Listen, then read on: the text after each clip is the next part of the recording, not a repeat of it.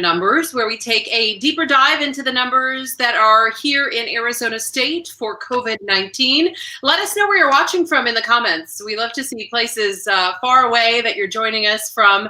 Although we concentrate on Arizona numbers, you can often apply some of these same measures to your home state to find out more information about how things look. We don't prescribe or suggest anything here. All we're doing is going through the data. So if you have a question about something you're interested in, we can help you find that data to learn a little bit more about how things look in your neighborhood, in your zip code, your school district, so that you can make the best decisions for your family and your life. I'm Katie Raml. Alongside me here, Garrett Archer, both talking to you live from our homes right now, where we socially distance. It was weird to see Monday Night Football last night, Garrett.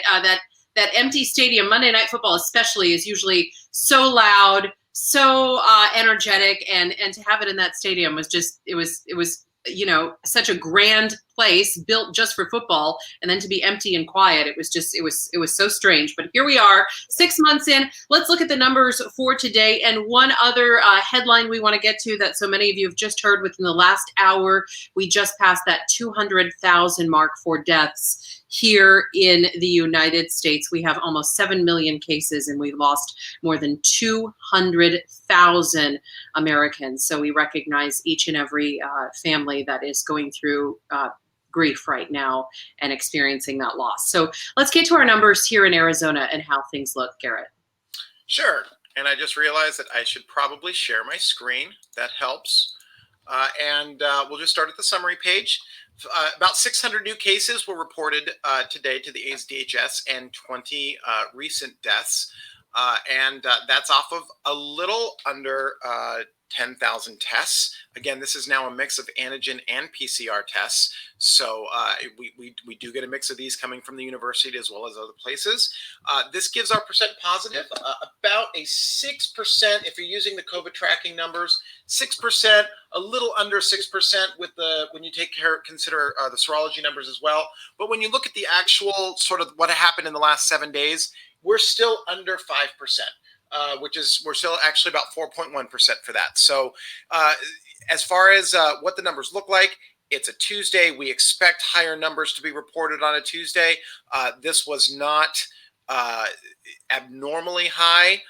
We're still sort of, it does appear that we are still, we're not, as of right now, entering a quote unquote new surge period. We'll keep watching this, of course, but right now everything seems to be going along on the trajectory of sort of a level trajectory. Garrett, that seemed to be a really high number of test results in, though, about 10,000, you're saying? Do you attribute that to ASU? So yeah, I do attribute a lot of it to ASU. Some of the tests are backfilled. I'm trying to get the actual number right here. Not as much as we used to have as far as backfilling is concerned. Most of it is recent, but I do attribute a lot of this to antigen testing at ASU. We do have some info from ASU as far as we'll go over this a little later, some random sampling they've been doing. They're beginning their random sampling process to actually give us a good idea of what the spread truly looks like at ASU, and the numbers are encouraging. So just to remind everybody, the difference between the PCR test and the antigen test. The antigen tests are looking for pieces of protein, and the PCR test that we've talked about for so long, for so many months, is actually looking for pieces of the actual virus itself. The difference in the antigen test is it's a rapid test. You can get it done in about 15 minutes, so people can find out right away how they're looking, how their health is, to see maybe they could play a sport or go to school or go back to work or test for any of those reasons. So that's the difference between the PCR and the antigen that are now in there. A lot of people are hearing antigen and they're thinking, Garrett, antibody. And the difference with antibody testing is that antibody testing is, the first two I talked about are looking for a current infection. An antibody test is looking for an infection that was there anywhere in the past. So it's not looking for a current situation. It's looking for antibodies that have been there to fight COVID-19. So that's the difference in those tests that we'll be talking about so much throughout this hour. How did Maricopa County look out of that? When we talk about it being the most populous county, a good chunk of the tests and the new cases coming from Maricopa County, or really was this spread all over the state? Yeah, just let me, sorry, I was pulling up Okay. something else to look at, and I have to go back to that. Here we are. So the Maricopa County, 308 of the positive tests came from Maricopa County. And you Yeah. can So see what about about, half?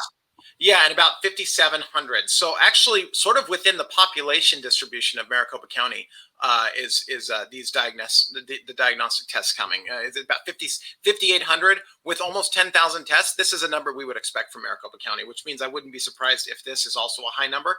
Yep. So basically, we're seeing a fairly evenly distributed tests coming in from the urban counties right now.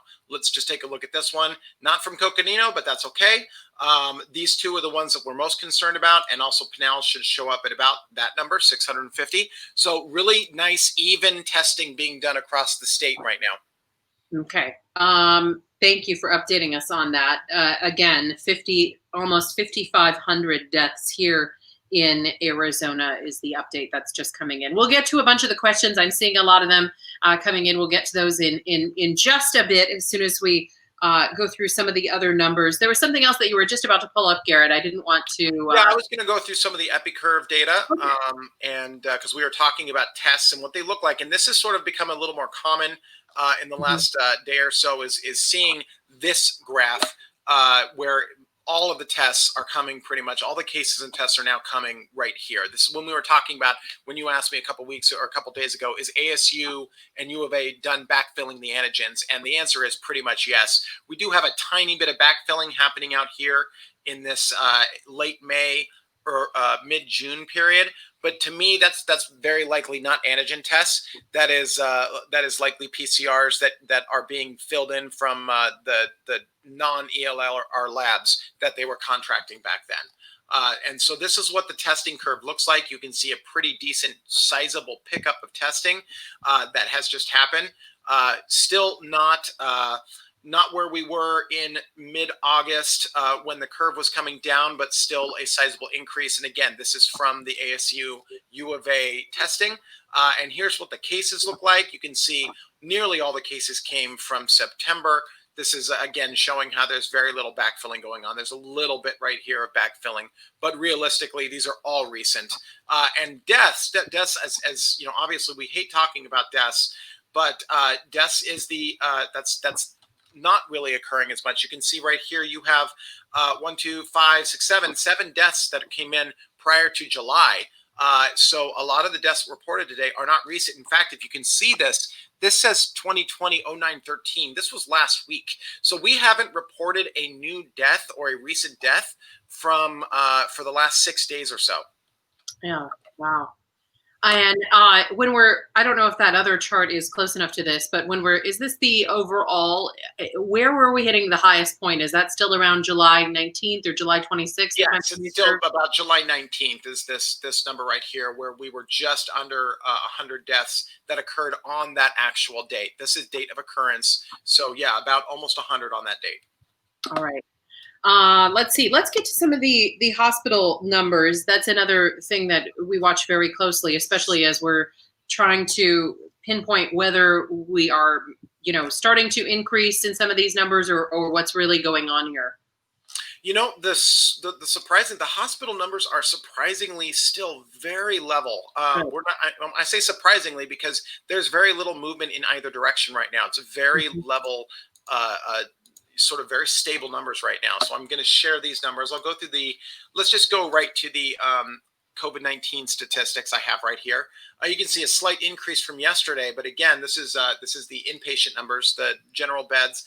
And we're coming off the hospitalization curve, haven't really seen any major increases. And it's sort of looking like it's going to settle somewhere in this, at least for the time being, this 400 to 500 range for this. Now, ventilators, that's a completely different story. And it does look like whatever medical practices are going on surrounding COVID-19, the use of a ventilator seems to be not a popular choice any longer. Our ICU numbers are down, but they're not down as much as the ventilators. The ventilators continue to drop. We're seeing record lows every single day. So it does appear that ICU doctors are choosing not to use the ventilator for their patients anymore. And here's a good example of that. Here's the ICU. You can see we've been level in ICU since about 9:15. And it's low, which is great. We're at very low numbers in ICU. In fact, Yuma Regional Medical Center, one of the initial hotspots from about late July, it reported 0 ICU patients today. This is the first time I've had, I've been recording them for quite some time now, and this is the first time I've seen a 0 report for their ICU. And that's fantastic news. Yeah, especially for Yuma. I'm sorry? Especially for Yuma, you know, really high numbers there. They're having a struggle getting businesses and schools back because the numbers have been so high. So yeah, Yuma Regional Medical Center. Yuma Regional Medical Center was basically handling the COVID-19 cases for that entire region. Imperial County doesn't really have a major hospital. Imperial County, California. So COVID-19 patients were being taken to Yuma Regional as well. Right. So it looked pretty grim for a little bit. I'd say, I don't have the data here. They had about 156 transfers throughout the entire pandemic. I would love to see what the other hospitals look like, but I wouldn't be surprised if Yuma Regional has the highest number of transfers out to other locations in Pima or in Tucson and Phoenix than any other hospital in the state, simply because of how they were basically a stress point for a very rural region of really both California and Arizona. So anyway, getting back to the emergency rooms, very level numbers on the emergency rooms and intubations. This is Brand's favorite word. I like to call him out on that now. Sorry, Brand. This is the noisy graph, and you can see it's still sort of on a down slope, but it is sort of also leveling off a little bit as well. So those are hospital numbers, as I said, surprisingly level. We haven't seen anything to indicate an increase. The CLI, everything sort of seems like we're still on the proper trajectory. Yeah, well, that's good news along those fronts. A lot of people are watching and wondering about ASU, U of A, and NAU. Our updates from ASU come on Monday nights and Thursday nights. So from ASU, we did just get an update last night at about 1,700 positive cases throughout the school. That does not mean 1,700 active cases. Note the difference in that. But 1,700 cases there on campus at ASU from last night's update. And it sounds like they're either providing us a bit more information or sort of a streamlined graph now, Garrett, to get the updates from ASU. So, I haven't seen the graph yet, so I'll have to catch up on that. But what I do have is the numbers, and you can see exactly what we were talking about. Remember, with COVID-19, especially when it goes through young people, usually it's activity that's active time is very short. It could be anywhere from, I think I remember when we had that ASU press conference, I think they said anywhere from like 2 to 4 days.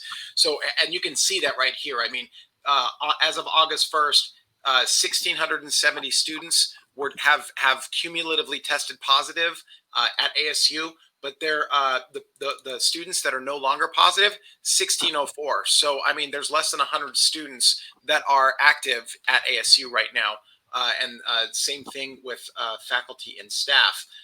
And so now we're going to go to what I was talking about, the random testing results. So now ASU has begun a random testing of their student body. This is basically to give us a better understanding of what ASU looks like, the positivity rate at ASU looks like when it's not basically just testing people who are coming into the clinics and looking for tests. So, and this is some very encouraging numbers here. We see that on-campus students, their percent positivity is only 3.23, which is just under what we see in the community right now, and that's great. That means that ASU right now, as far as a percentage of their student body, as this goes along, obviously we'll see how different it is. But as of right now, with their statistically significant sample, they are about where things are in the community with just their general student body.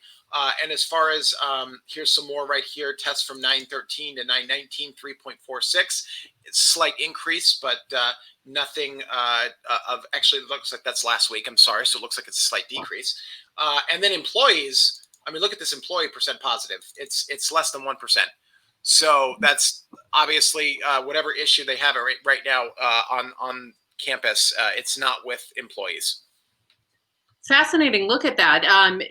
So I'm wondering, are not enough people getting tested around Tempe that it's reflective of that? Because it seems strange that 0.3% on ASU's campus, it seems like there's such an understanding that there's a high number on ASU's campus. But if you're saying the percent positive matches what it is in the general community. Yeah, I think that what sort of happened is when we saw that ASU bounce, the U of A bounce, of course, you had people coming in, you have this off-campus, on-campus number, and you had a lot of these percent positives showing up at one specific time. And so compared to the rest of the community, it showed a bounce. But when you finally level it out to the entire student body, you find out that, well, this is basically at 3.23 is essentially a new group of percent positives, but as a part of the community, as a subset of the community, they're no different than the rest of the state right now. It just happened so quickly compared to the rest of the state. Yeah. All right. So is that contributing to any noise in the R naught number? I know it was at 0.93 today, so a little lower. I believe when we looked yesterday, it was at 0.99. So it has. It's back going down right now. Yeah. I'll bring it up. It is going back down, which everyone likes. Do you think that number has stabilized a bit, or should we still? Yeah, I would say it's probably moving to the stability. We're now moving way past Labor Day. We're moving way past ASU's antigen test dumps. Everything is now more recent. That always makes me more comfortable with the RT when we're not seeing a ton of backfilling. So I'm a little more comfortable with number. You can see 0.93. The error bars are still well in the point. It can still be above 1. But as if you know how to read these error bars, it says that we're a little more confident that it's not growing, but there is obviously some possibility that it is growing. But it's growing at a very slow pace. Just for anybody who's brand new to this, an RT over 1. If you just basically say that it was 100, so if it was at 1.112, which is in this range, it would be, 100 people who have COVID-19 can spread it to 112 people. That's what that means. Brant, you said something about Iowa, so I'll give that to you. 1.01 for Iowa, and that's a 0.79 and a 1.22. And then I see Wisconsin there at the end of the line. They were talking today. I was hearing a bit more about a potential surge happening there. They're at 1.21. They had a very significant spike. I can go to DVOC to show you, but Wisconsin had a very significant spike over the last couple days. It was being attributed to what's the university there, the big one? And for some reason, it's I'm missing the university in Wisconsin, but that they were attributing it to that. Wow, it's going back to school. Yeah, going back to school. Let me see if I can find that really quick. I'll bring you up into DVOC as soon as I get to it. So, yeah, here it is. So let me bring it up, and I've got Wisconsin highlighted. I know we usually highlight Arizona, but we'll look at this. This just in the last 1, 2, 3, 4, 5 or 6 days. That really significant spike in Wisconsin. They've sort of had this sustained, unsustained growth. I wouldn't really call this a surge. I mean, I would call what's going on right now a surge, but it doesn't look like it looks like it's still sort of part of the same surge line. I wouldn't say this is a second surge there. But you can see just obviously this massive spike right there, and that's what's causing their RT to just shoot up the way it is.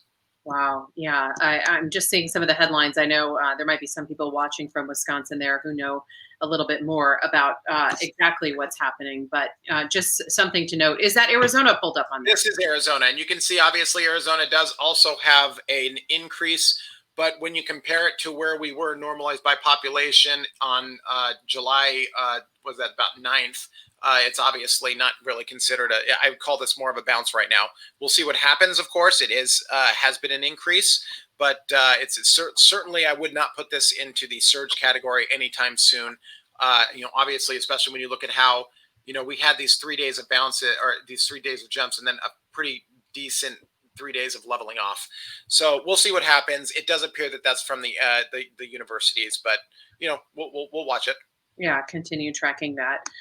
When we're looking at our counties here in Arizona, everybody's obviously waiting till Thursday. We'll look at the numbers a little bit closer again. Everything will be looked at closely on Thursday when those results come out for how businesses are looking and how schools are looking. And we still do have some counties that are trying to get open, if you will.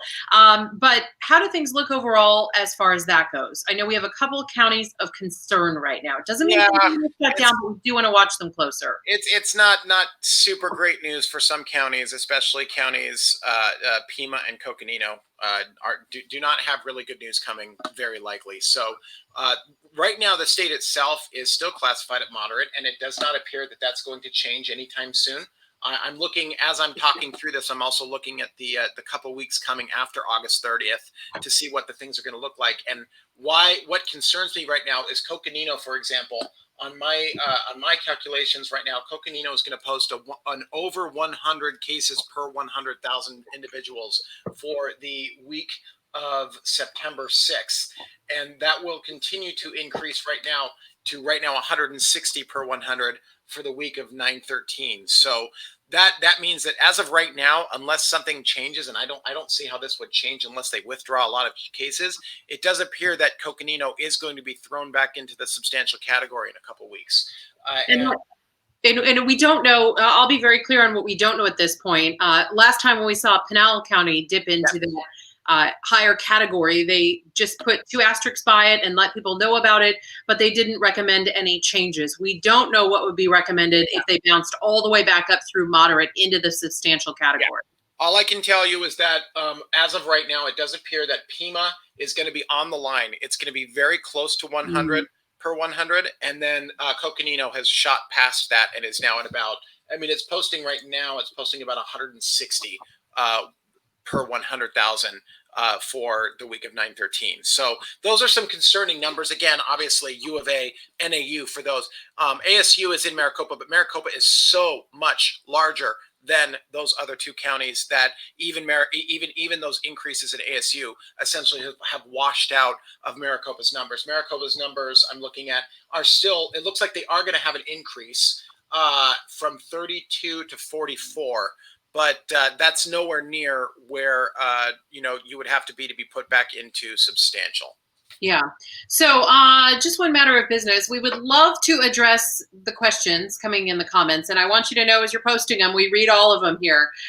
We would love to answer the questions, but if everybody's fighting in the comments, everybody's fighting back and forth, we can't get to anybody's questions because the comments are just going by too quickly. So if you do have a specific data-driven question, if you're looking for some specific number, we can help you find it. We stare at these websites all day and we're able to help get you to the number you're looking for so that you can make the best decisions for your family and your life. As I always say, you know your family's health, you know their history better than anybody else. You're the best at making decisions for them. And we're here to help you find the information so you can be better armed to make a solid decision for them. So whether it's going back to school or going back to the gym or going out to eat in a restaurant, we're not going to tell you what's safe and what's not safe, but we can show you what the numbers look like specifically for your area, and you can make choices about your health. So that's what this is all about. If there's fighting in the comments and everybody's going back and forth and fighting, we can't get to any of the questions. So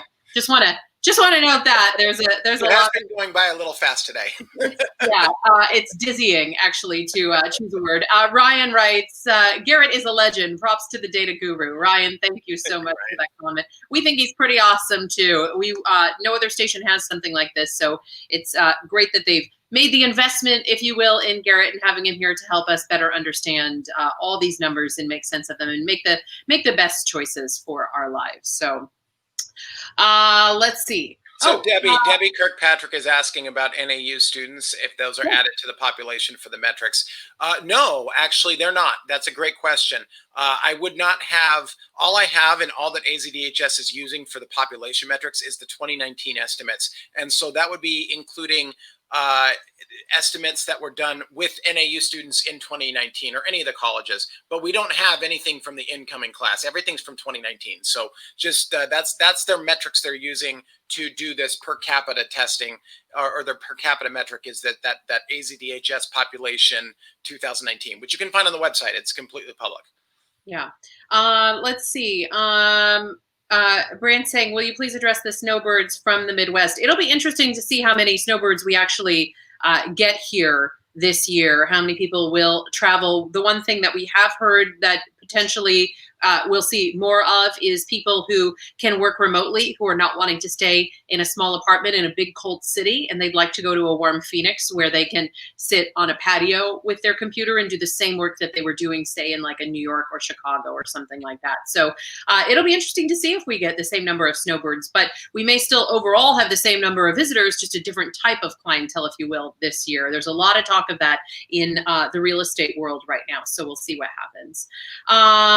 Let's see. Just thank you for the nice comments. I'll just put it that way. Thank you for the kind comments. I see some that are not as kind.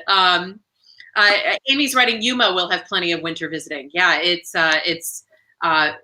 it'll be interesting to see what the demographics are. So Amy, you're absolutely right. Let's see. Going by so fast again.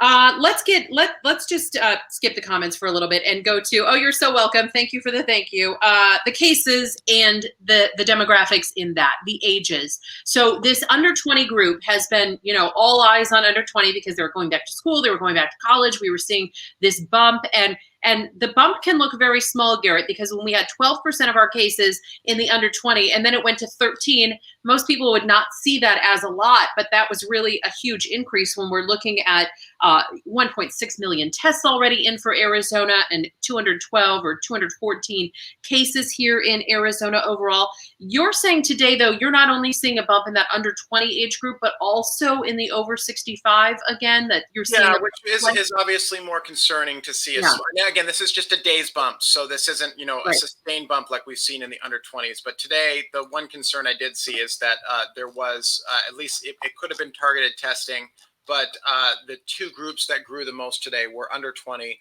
and 65 plus. And that doesn't happen that often. Almost always, it's just the under 45 that grows the most, and then even 65 plus, they grow at a much lower rate. Usually, a good 8 to 10ths of a point. It's right now we're not looking at more than 1 point growth, but like for example, today 144 people tested positive under 20, but 105. 65 plus. And obviously, as we've known, about this virus, that, 105 people testing positive over 65 that's a lot more risk than 144 testing under 20, under 20. There's not a lot of risk at all in that. It's really that 65 plus population that we really have to look out for. That's super concerning. Exactly. Kay and some other folks on here. Kay is asking about Coconino County and specifically projections. Do we have projections that go by county? I know we have projections by state. Yes, actually, I can get that. You'll have to give me a second, but I will have that ready for just a moment. And Kay, I'm also assuming as Garrett pulls up that information for you, Kay, I'm also assuming that you have access to the latest numbers. So not just the projections, but the actual solid numbers in Coconino County. If not, I want to make sure you know where to find that. So go to the AZDHS site, click on the data dashboard, and then click on summary. That'll take you down to the summary of Arizona as a whole. And then click on Coconino County specifically. And you'll be able to go and have some of the same summary pages that we go over for the whole state, just for Coconino County. And then also Coconino County specific site as well. But if you want just a really easy to use place to look, and maybe I'm being redundant here and you've already checked this out, but go to AZDHS's site or Coconino County, as producer Josh has just linked right here, coconino.az.gov, and then it's got a little bit more to get you to the specific data dashboard on that. But that's to get the actual current numbers in Coconino County. And then Garrett, I find it impressive that you could find a projection by county. Well, I did, but not Coconino, unfortunately. Just Maricopa County. I knew that there were county projections, but it's only really major counties across the United States. It's not low population counties. So I don't have any forecasts right now that I can look a little harder, but I don't have any forecasts for Coconino County right now. Yeah. To tell her where to go to get a forecast for Arizona, I don't know that helps, Kay. I don't know that it helps you as much, but some of the modeling, some of the pages that we've looked at in the past, they'll just give you an overall view of Arizona. I would imagine it's pretty tough to do modeling county by county, Garrett. Oh, absolutely. I mean, you have to pick it up from COVID Tracking Project to get as much data as you can. And then there is county data, but it comes in at very weird levels. I mean, you think there's 3,300 counties across the United States. So applying some sort of standardization model to those and sort of trying to figure out how to smooth these things out.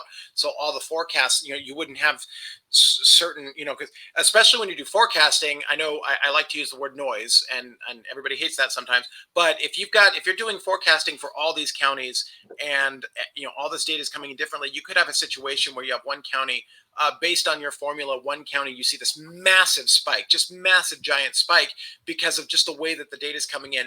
And so then someone comes up and says, why does X county in Mississippi has this thing that's going to increase by 300%?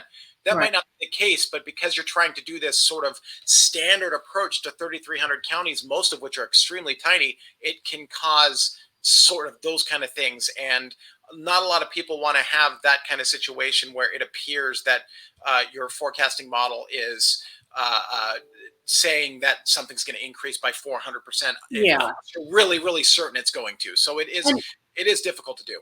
So Garrett, these forecasters, if I'm understanding you correctly, there are sort of two types of forecasting, like human forecasting, if you will, and then computer learned, where it's just drawing data and then punching out a number for us. So they would have to have these either some sort of database widespread across the US to do all of those counties, or separate forecasters in each county who are down, like boots on the ground, knowing exactly what's going on. Like they're knowing, okay, kids are going back to school, this is happening in this region. For instance, just to use one example, when they would talk about back in April and May, when they would talk about kids starting school in the fall, I would always shake my head, because I'm thinking, we're in Arizona, we start school in 8 weeks. Everybody was forecasting so far out for school starting and how things would look for school-aged kids when they were talking about across the US, and we're sitting here in Arizona like waving our hands going, wait, our kids start in July. It's hard to forecast when you're thinking of a post-Labor Day type thing, when kids were just getting out of school in the rest of the country, and we're getting ready to start again here in Arizona. Yeah, so I found one. So as we were talking, I found one. But this is exactly why I'm exactly what I said. This is why they don't like forecasting this stuff. So I've got this PDF up. This is from the CDC. This is the CDC's actual forecasts. And you can see Coconino County right here. And right here, you can see this is the ensemble forecast. And the ensemble forecast does appear for Coconino that it's going to remain level. But look at all these numbers going everywhere for all of these other models. All of these models right here, that's all the different models they're using for each of these counties, at least to test this. And just look at how crazy out they are. And it's going to be basically the same for all the small counties, where just all these numbers are just going everywhere. And that is because it's very difficult to do forecasting for these smaller. When you go to Maricopa, for example, you'll find, most of these lines are now sort of within a pattern of each other. There's a couple that are out, but it's nowhere near what it is in some of the larger counties. So this is one of the problems you have with forecasting, is it causes the numbers to jump all over the place. Yeah, forecasting from a distance, exactly. Yes. Wow, well, I'm impressed that you're even able to find that. Kay, I hope you're still watching. We kind of went on a whole tangent there, trying to find the information for. Look, Coconino's is all over the place. If you look at all of the Arizona ones, it's Coconino that's truly, they really have no idea what's going on with Coconino. It's all the lines are all over the place for Coconino. Yeah, so the best thing would be to just kind of peek at your local numbers at whatever time frame works for you, whether it's every week or every day, depending on how interested you are in the Coconino numbers specifically. All right, let's get to some of the other things. We only have about 10 minutes left here. What were some of the other things that you wanted to highlight here today? I'm still impressed that we're getting 10,000 test results in, Garrett. I know it's not necessarily so much random testing. It's not necessarily community-based, but ASU community-based, or from other areas. But it still gives us a sample of how things look, and it really helps to sort of understand the broader picture in this whole thing, and where we are in this struggle to gain control of COVID-19. I mean, we're going to be watching this testing, obviously. The numbers that we're seeing right now, and I'll share them really quick. And this is reported, not EpiCurve, just so that we can keep some graphics going. You can see right here, we just recently came off of our highest testing number, and that's from the antigen testing. But you can see our testing is now, this is where our testing has been since we've been doing this coronavirus, this Facebook Live, and our testing has just been, the average has been decreasing and decreasing, and all of a sudden it's shot up to levels that we've had in July. So this is sort of causing, it gives us a better opportunity to figure out what our actual percent positives are going to be, because obviously the more testing we have, the better understanding we have of what's going on out there in the community. Now, again, a lot of this testing is from ASU, U of A, and NAU, so mostly that community. But again, the death numbers, reported death numbers, it still continues to drop. The average continues to drop, and this is the percent positives. And you can see they're now more in line with each other than they ever have been. So, right now, as I was trying to say, there's no way to really tell the future with this thing. Obviously, as I've said before, it takes 14 days to really figure out what's going on with COVID-19 at any given time. Even today, with the lag being as good as it is, as far as like having no lag, it's still, you want to give it at least 14 days to figure out. But so far this week, when you look at the CLI data, when you look at where cases and everything's gone, we're on a very good level path at this point. Yeah.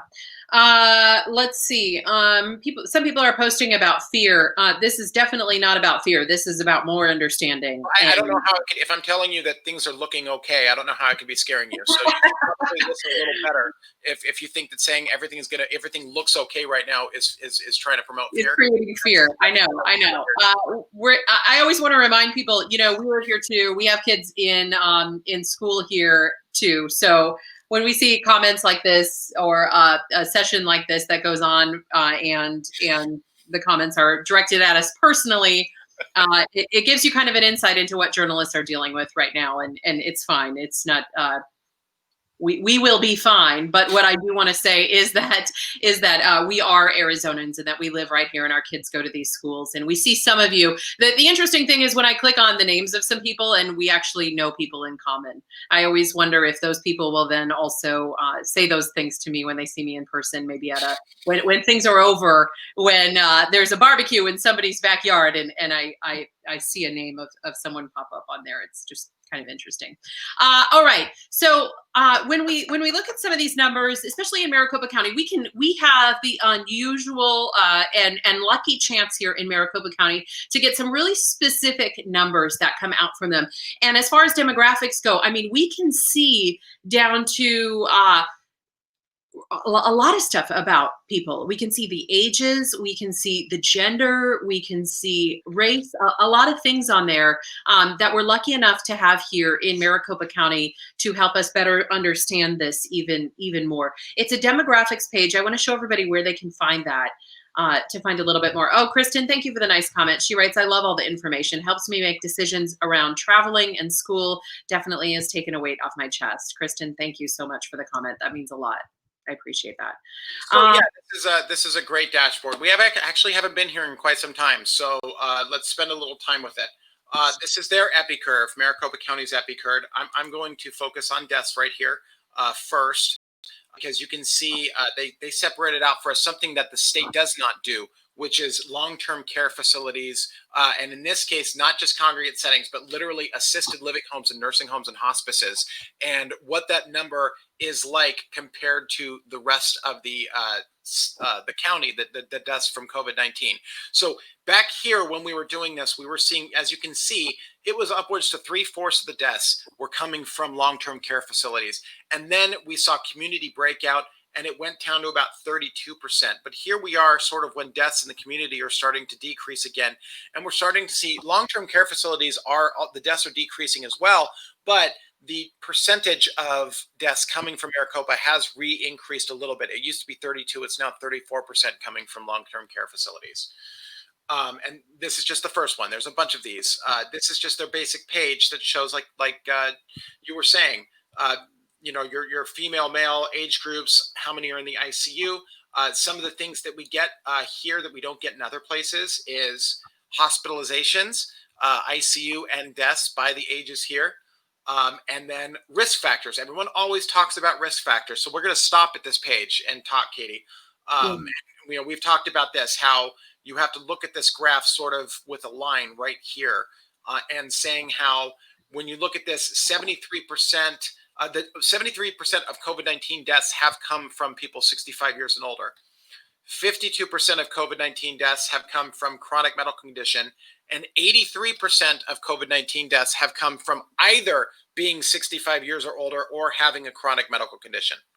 Yeah, you can see why the hyper focus has been on that category to protect them and keep them safe. And, you know, so often we see some very heartless comments that say, oh, they would have died anyway. I know everybody's seen that somewhere on the internet where it says, oh, they have this or that, they would have died anyway.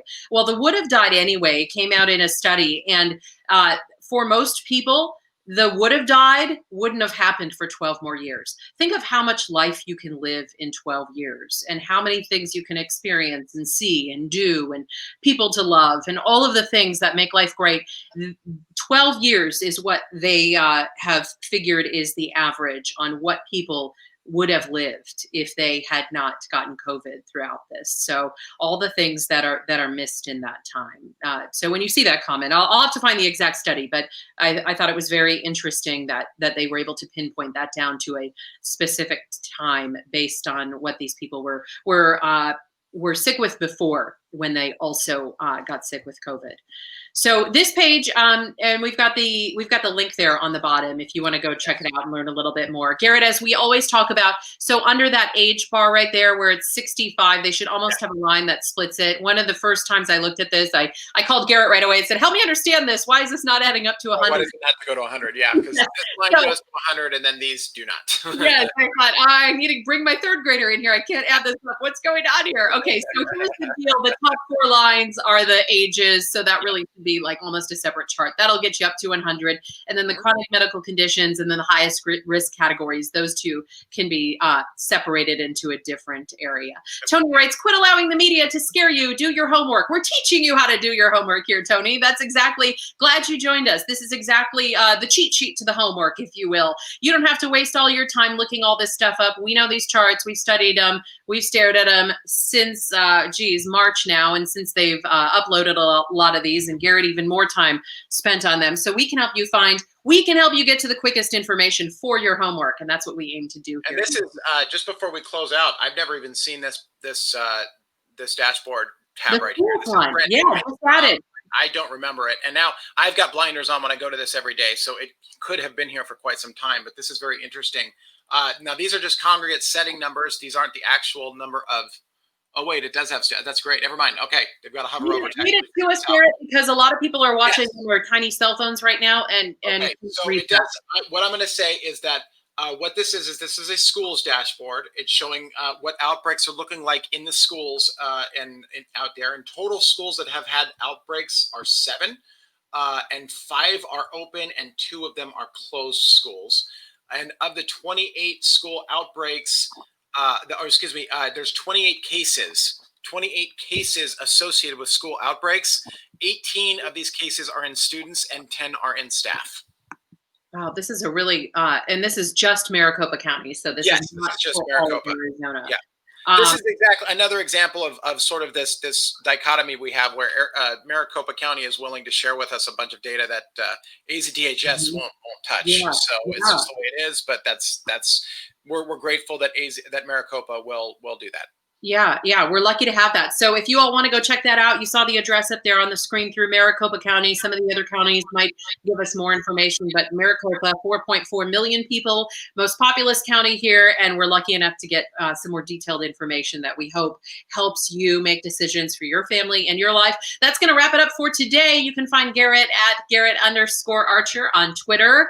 A great morning look at the numbers there each day, even on the weekends, which we so appreciate. And you can also find me at Katie Raml on Twitter. For those of you that are watching on Facebook, you can also catch me over on facebook.com/news from Katie, where we always continue the conversation. And let's see. Thank you all. Thank you for the kind comments today. There was a lot today, so I appreciate the nice ones that came in. All we aim to do is help you be better informed, the best informed Arizonans out there on this particular topic of COVID-19. We'll be back with even more tomorrow. Wednesday is always a big day. We will join you same time, same place. Be safe out there, everybody.